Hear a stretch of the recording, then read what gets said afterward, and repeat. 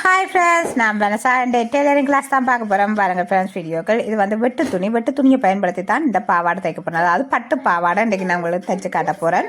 இந்த பட்டு பாவாடைக்கு நாங்கள் நல்ல ஒரு நேராக துணி எடுக்க வேணும். உங்களுக்கு எவ்வளோ துணி நீளம் வேணுமோ நீங்கள் அதுக்கேற்ற மாதிரி எடுங்கள். எடுத்து போட்டு நான் இப்படி 4ஆக பிரித்து போட்டு அதில் வந்து அந்த சரிசமனாக நான் ஒரு அடையாளம் போட்டு விட்றேன். ஏனென்றால் அதுக்குள்ளே தான் எங்களுடைய ப்ளீட்டின் கணக்கு வரப்போகுது. இப்போ நாங்கள் வந்து இப்போ ஒரு 2 ப்ளீட்டோ 3 ப்ளீட்டோ எடுக்கிறோம்டா அந்த துணி கேட்டு நாங்கள் அந்த ஒவ்வொரு அந்த அடையாளத்துக்குள்ளேயும் ஒரு 2 இல்லாட்டி 3 ப்ளீட் அப்படி பிடிச்சு கொண்டு நாங்கள் போவோம். அப்படி போயிட்டோம்டா எங்களுக்கு அந்த ப்ளீட் பிடிக்கிறது வந்து நல்ல ஒரு நீட்டாக இருக்கும். அதே நேரம் வந்து குயிக்காக நாங்கள் அந்த துணிக்கு ஏற்ப, அதாவது அந்த அடையாளத்துக்கு அந்த இடைவெளிக்கு ஏற்ப நாங்கள் பிடிச்சு கொண்டு போகலாம். அதே நேரம் வந்து எங்களோட பேண்டின் அகலத்தையும் நாங்கள் பார்த்து வைக்கணும். நீங்கள் அதையும் பற்றி நீங்கள் கணக்காக எடுத்து வச்சிருங்கள். இப்போ பாருங்க, நான் பேண்டு துணியை நான் எடுத்து வச்சிருக்க போகிறேன். எடுத்து வச்சிருந்துட்டு நாங்கள் அடுத்ததாக இந்த அதாவது வந்து அளந்தெடுத்து வச்சிருக்க போகிறேன். ஏனென்றால் இப்போ நாங்கள் அந்த துணிக்கு ஏற்ற மாதிரி நாங்கள் பேண்டு எடுக்கிற அளவுக்கு நான் எடுத்து வச்சுக்க போகிறேன். இப்போ நான் எனக்கு வந்து அதாவது 7 இஞ்சியில் நான் எடுக்க போகிறேன். அதாவது ஃபுல்லாக நாங்கள் 7 இஞ்சி வர மாதிரி.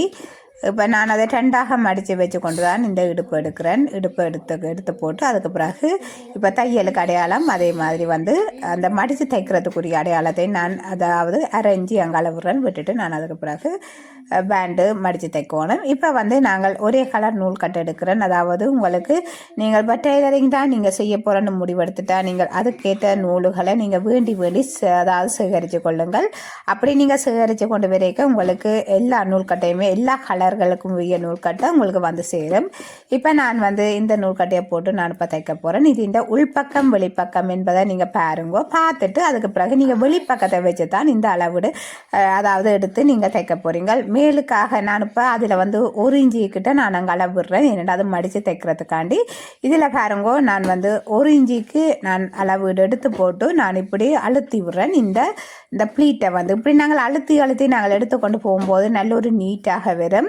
அதே நேரம் நீங்கள் இந்த துணியை வந்து நீங்கள் சரியாக அளவீடு எடுத்து நீங்கள் தைச்சு கொண்டு போய்க்க இப்படி நீங்கள் அழுத்தி விட்டால் ஓகே. இப்போ நீங்கள் அதே நேரம் வந்து நீங்கள் பிள்ளையாக நீங்கள் அளவீடு எடுத்து நீங்கள் தைச்சு கொண்டு போவீங்கன்னா இப்படி அழுத்தினீங்கன்னா பிறகு நீங்கள் அதாவது அந்த அழுத்தத்தை எடுக்கலாது. எடுக்கும்போது நீங்கள் அயன் பண்ணித்தான் நீங்கள் எடுக்க வேண்டி வரும். அதனால் நீங்கள் சரியான அளவீடாக நீங்கள் எடுத்து போட்டு நீங்கள் இப்படி அழுத்தி எடுங்கள். நான் இப்போ வந்து அந்த வெட்டுக்கு இடையில் 2 ப்ளீட்டு வரப்போகுது. இப்படி 2 ப்ளீட், அதாவது நீங்கள் அந்த உள்ளுக்கு செருகிற துணி வந்து நீங்கள் அதாவது 1 இஞ்சியாகவும் விடலாம், அரை இஞ்சியாகவும் விடலாம், அது உங்களோட விருப்பம். ஆனால் வெளியில் அந்த தெரிகிற அந்த துணி வந்து 1 இஞ்சி இடைவெளியில் இருந்தால் போதும். நான் அப்போ பாருங்க நல்ல ஒரு நீட்டாக தைச்சு கொண்டு போகிறேன். அதாவது 1 இஞ்சி இல்லாட்டிக்கு 1.5 இஞ்சி நீங்கள் எவ்வளோத்துக்கு எடுக்கிறீங்களோ அது வந்து மேல் துணியில் சரிசமனாக வந்து கொண்டே ஈவனாக சரிசமனாக வந்து கொண்டு இருக்கணும். அதே நேரம் வந்து நீங்கள் உள்ளுக்கு தள்ளுற துணி வந்து அது எவ்வளவு நீங்கள் தள்ளலாம். அதே நேரம் வெளியில் அந்த அதாவது நாங்கள் பார்க்கத்தக்கனையாக இருக்கிற அந்த துணி வந்து மிகவும் ஒரு நீட்டாக நாங்கள் தைக்க வேணும். இங்கே பாவாடையில் நாங்கள் அதைத்தான் முக்கியமாக கவனிக்கணும். உள்ளுக்கு நீங்கள் கூட்டலாம் குறைக்கலாம் எல்லாம் செய்யலாம். ஆனால் வெளிப்பகுதியில் எங்களோட கண் பார்வைக்கு நேராக இருக்கும்போது அது வந்து ஆகலும் கூட்டவும் கூடாது குறைக்கவும் கூடாது, சரி சமனாக இருக்கணும். இனி நாங்கள் வந்து பேண்டு தைக்கணும். பேண்டு தைக்க முதல் நான் வந்து அந்த சைட்டை வந்து இப்போ அளந்து பார்க்குறேன். அதாவது பாவாடை அகலத்தை அளந்து பார்க்குறேன். அளந்து பார்த்துட்டு அதே நேரம் வந்து நாங்கள் அந்த பாவாடையை ஜாயின் பண்ண வேணும். ஜாயின் பண்ணிக்க அந்த சைட்டு ஓப்பன் அடி நான் அந்த 1 இஞ்சி விட்ட சைட்டை நான் அதாவது தைக்க போகிறேன். நார்மலாக நாங்கள் அந்த பாவாடை வந்து நாங்கள் சைட்டுகளில் விடுறேன்டா தைக்கிறதுக்கு அரை இஞ்சி தான் எக்ஸ்ட்ராவாக விடுவோம். ஆனால் நான் இங்கே வந்து 1 இஞ்சி விடுறேன். நீங்கள் அதை கவனிக்க வேணும்.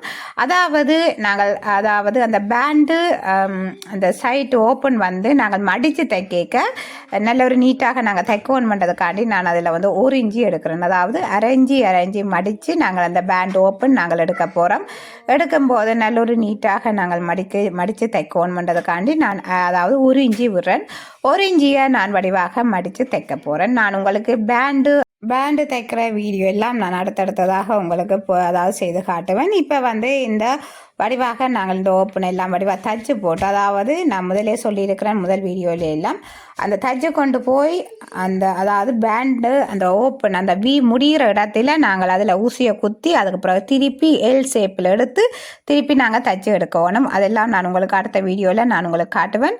இப்போ பாருங்க, இது இந்த ஓப்பன் நாங்கள் தச்சு முடிஞ்சது. நீங்கள் இந்த ஓப்பனுக்கு வந்து அதாவது சிப்பும் வைக்கலாம், அதே நேரம் வந்து நீங்கள் சின்னதாக குக்ஸும் வைக்கலாம். அதில் அந்த மறைக்கிறதுக்கு, அதாவது அந்த ஓப்பன் என்று அந்த விரிவு மறைகிறதுக்காண்டி நாங்கள் அப்படி நீங்கள் பட்டன் இல்லாத குக்ஸு நீங்கள் அதே நேரம் வைக்கலாம்.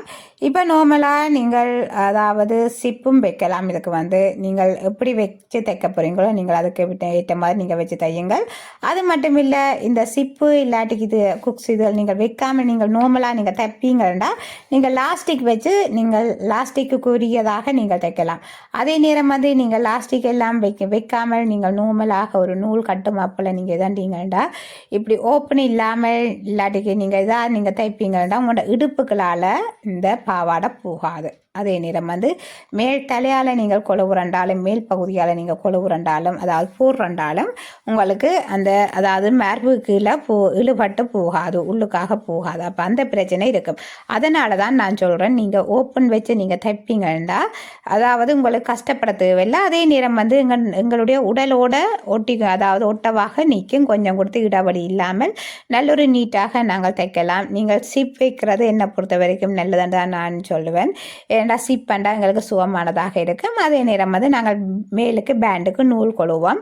அப்போ அப்படி போடணும், அதாவது நூல் போடைக்க நல்ல ஒரு நீட்டாக எங்களுக்கு உடம்போட ஒட்டி கொண்டு நல்ல ஒரு நீட்டாக அந்த பொம்மல் தொய்வு எதுவும் இல்லாமல் நல்ல ஒரு நீட்டாக இருக்கும். இப்போ பாருங்க, நான் இந்த பேண்டை தைக்கிறேன். பேண்டு தைக்கிறதுக்கு முதல் வந்து அந்த பேண்டின் சைட்டு நீங்கள் தைச்சு கொள்ளுங்க. அதாவது நாங்கள் விட்டு அந்த அரைஞ்சி எடுத்து நீங்கள் தைச்சு கொள்ளுங்கள் ஃப்ரெண்ட்ஸ். இப்போ அதெல்லாம் தைச்சா பிறகு நாங்கள் பேண்டு தைக்க போகிறோம். பாருங்கள் ஃப்ரெண்ட்ஸ், இப்போ பாருங்க, நாங்கள் பேண்டு தைச்சு கொண்டிருக்கிறோம். மிகவும் ஒரு அழகான நீட்டான பேண்டு தைச்சு கொண்டிருக்கிறோம். இந்த பேண்டு தைக்கிறதுக்கு நாங்கள் அரைஞ்சி விட்டு இருக்கிறோம். அந்த அரைஞ்சியையும் அதாவது பாவாடையில் அரைஞ்சி அதே நேரம் வந்து பேண்டில் மேல் துணியில் அரைஞ்சி இந்த ரெண்டையும் சேர்த்து மிகவும் அழகாக நான் தைச்சு கொண்டு வந்திருக்கிறேன். பாருங்கள் ஃப்ரெண்ட்ஸ், இப்போ பாருங்க, இந்த பேண்டின் உள்பகுதியாகத்தான் நாங்கள் மடித்து தைக்க போகிறோம். இந்த துண்டை வந்து மேலுக்காக விட்டுத்தான் நாங்கள் தைக்க வேணும். இப்படி நாங்கள் மடித்து தைக்கும் போது மிகவும் ஒரு அழகானதாக வரும். எங்கள்ட பாவாடை வந்து மிகவும் ஒரு அழகான, அதாவது நாங்கள் அந்த தையலின் அந்த மிகுதி துணிகள் எதுவும் வெளியில் தெரியாதபடி நாங்கள் அதாவது உள்ளுக்காக தள்ளி நாங்கள் தைக்கணும். மிகவும் ஒரு நீட்டாக தைக்கணும் ஃப்ரெண்ட்ஸ். இப்போ பாருங்க, நான் இந்த பேண்டு தைக்கும் போது கீழ் துணியையும் பார்க்கணும், அதாவது பாவாடைன்ற கீழ் பகுதியையும் பார்க்கணும். ஏனென்றால் அந்த பேண்டு துணி நாங்கள் தைக்கும் போது அதுக்குள்ளே அகப்பட்டுடும். அப்போ அதனால் நீங்கள் கீழ் துணியையும் நீட்டாக்கி இழுத்து கொண்டு தான், அதாவது நேராக்கி கொண்டு நாங்கள் மேல் துணியை அதாவது மேல் பேண்டை தைக்கணும். நீங்கள் தைக்கும் போது எல்லாமே கவனத்தில் எடுக்கணும் ஃப்ரெண்ட்ஸ். அதாவது நாங்கள் தைக்கிறோம்னு சொல்லி நாங்கள் அதை மட்டும் கவனிக்காமல் நாங்கள் மற்ற அதாவது துணிகளையும் கவனிக்கணும், கீழ் துணியையும் கவனிக்கணும், அதுக்குள்ளே போகாதபடி அதாவது கவனிக்கணும். இப்போ பாருங்க, நான் அதாவது மேலுக்கு கீழுக்கு கட்டு போடுறேன். கட்டு போட்டுட்டு நாங்கள் அடுத்ததாக இந்த பாவாடை தைச்சு முடிஞ்சது. அதுக்கு பிறகு எக்ஸ்ட்ராவாக இருக்கிற நூல்கள் எல்லாத்தையுமே நான் கட் பண்ணிவிட்டு அதுக்கு பிறகு நான் நீட் பண்ணுறேன். நீங்கள் நீட் பண்ணும்போது நீங்கள் கையால் இப்படி அதாவது எங்கள் நிகத்தால் கொஞ்சம் அப்படி நாங்கள் நீவி விட்டோம்னா போதும், அவ்வளவுதான். நல்ல ஒரு நீட்டாக நாங்கள் அப்படி நீவி விட்டோம்னா நல்ல ஒரு நீட்டாக இருக்கும். இப்படி தான் ஃப்ரெண்ட்ஸ் நாங்கள் பட்டு பாவாடை தைக்கிறது சுலபமான மெத்தட்டு. இன்னும் ஒரு மெத்தட் இருக்குது, அது நான் அடுத்த வீடியோவில் காட்டித்தரலாம். என்னை பொறுத்த வரைக்கும் சுலபமாக நாங்கள் தையல் பழகுவோம். அதே நேரம் வந்து ஒரு பைசா கொடுத்து சிலவழிக்காத முறையில் நாங்கள் போகணும். இப்போ பாருங்க, இந்த டசில் நூல், அதாவது நாங்கள் எங்களோட சாரி ப்ளவுஸ் கழுத்துக்கு நாங்கள் கட்டுற இந்த டசில் நூல், இதைத்தான் நான் இதுக்கு வந்து நான் இப்போ போட்டு அதாவது காட்ட போகிறேன். என்னை பொறுத்த வரைக்கும் நாங்கள் சின்ன தையல் தைச்சாலும் அது அழகுபடுத்தணும்னு சொல்லித்தான் நான் நினைப்பேன். என்னை பொறுத்த வரைக்கும் எந்த உடுப்பு தைச்சாலும் அழகாக தைக்கணும், பார்க்க எங்களுக்கு சந்தோஷமாகவும் இருக்கணும், கண்ணை கவர்ற மாதிரியும் இருக்கணும். அந்த வகையில் நான் இப்போ பாருங்க மிகவும் ஒரு அழகான பாவாடை ரெடி ஆகிட்டது. இனி நான் இதுக்கு வந்து அந்த டசல் நூலுக்கு அந்த கீழுக்கு தொங்குற அந்த குஞ்சம் மாதிரி தைக்க போகிறேன். வாருங்கள் பார்க்கலாம். இதுவும் வந்து இப்போ ரெண்டிங்காக மாடலாக போய் கொண்டிருக்குது. நான் அதாவது அந்த குஞ்சம் தைக்கிறதுக்கு ஏற்ற மாதிரி துணியை நான் பார்க்குறேன். அதாவது இதிலையும் நான் துணி உண்மையில் நான் மிகுதியாக்குறேன். ஏனென்றால் அடுத்த கட்டிங்கள் எடுக்கிறதுக்காண்டி இதில் மிகுதியாக பார்த்து எந்த பக்கம் கணக்காக வரும்னு சொல்லி அதையும் பார்த்து தான் நான் இதில் வெட்டுறேன். இப்போ பாருங்க இந்த 2 துணியாக நான் வெட்டி போட்டு அதிலிருந்து நான் இந்த குடை வெட்டு நாங்கள் எப்படி வெட்டி எடுப்போமோ அதே மாதிரி தான் இதுவும் நான் இப்படி வளைச்செடுக்கிறேன். வளைச்செடுத்துட்டு நாங்கள் அதுக்கு பிறகு இந்த தையலை தைக்க போகிறோம். வளைச்செடுத்த பிறகு அந்த நேருக்கு அதை தைக்க வேண்டியான அதாவது அந்த வளைவுக்கு மாதிரி நாங்கள் அதாவது தைக்க வேணும். அவ்வளவுதான் வேலை. தைச்சு போட்டு நாங்கள் மற்ற பக்கமாக அதாவது புறப்பக்கமாக திருப்பி எடுக்க வேணும். இப்படி திருப்பி எடுத்துட்டு நாங்கள் இனி நூலில் அதாவது அந்த நூலில் வந்து தைக்கணும். பாருங்கள் பார்க்கலாம். இப்படி வச்சு தைக்கக்கூடாது. இப்படி அதாவது அந்த முக்கோண சைட்டில் நாங்கள் வச்சு முன்னுக்காக நாங்கள் வச்சு தைச்சு போட்டு கீழுக்கு வி ஷேப்பில் வரும். மிகவும் அழகானதாக நாங்கள் தைக்கணும். நான் இதெல்லாம் அடுத்தடுத்த வீடியோக்களில் நான் உங்களுக்கு செய்து காட்டுவேன்.